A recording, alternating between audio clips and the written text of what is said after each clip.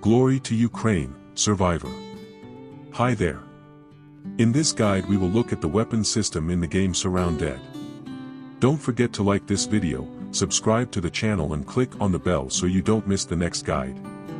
Let's begin.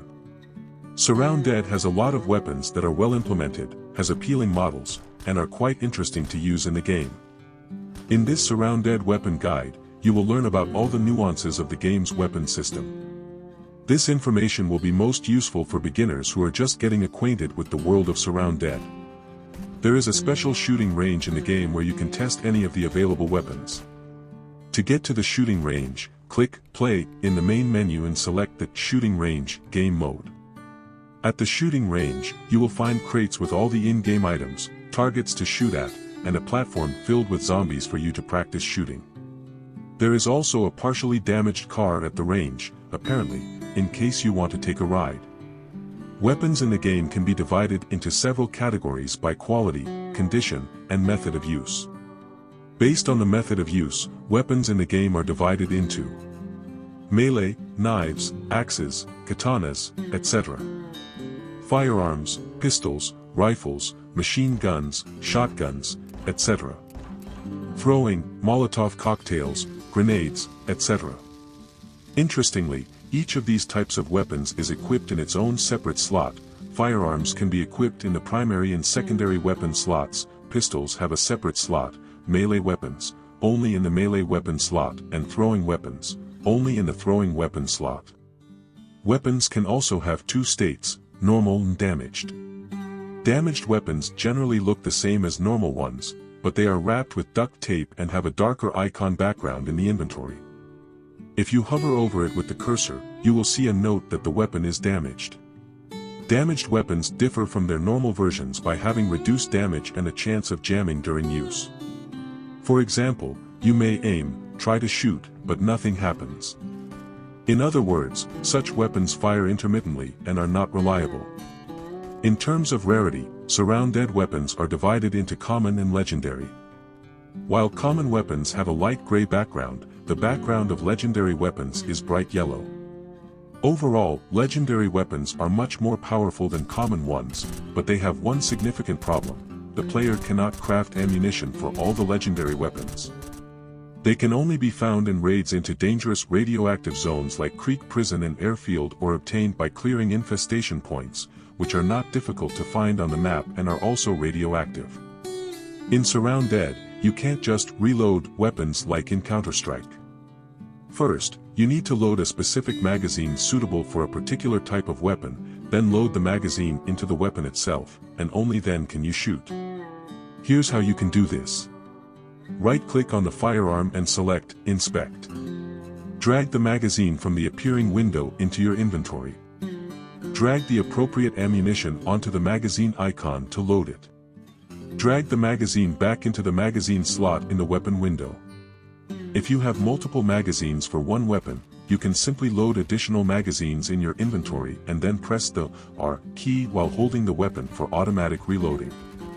In the same Inspect window, you can install additional attachments to your weapon, such as a suppressor, reflex or sniper scope, foregrip, and others, depending on the type of weapon. The best attachments can be found in the most dangerous points of the world, which are usually radioactive. As for ammunition, almost all types of weapons use different kinds of bullets.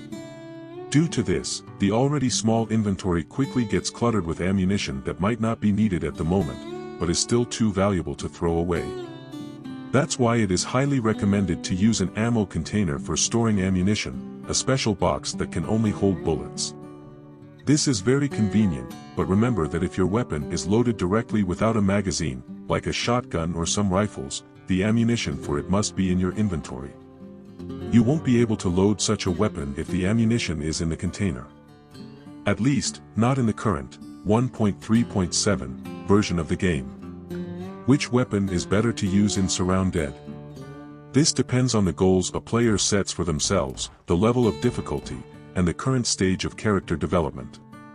In general, the most advantageous and convenient types of weapons are those that do not require magazines for reloading, such as the R700 rifle, Winchester .45 revolver, and Benelli M4 shotgun.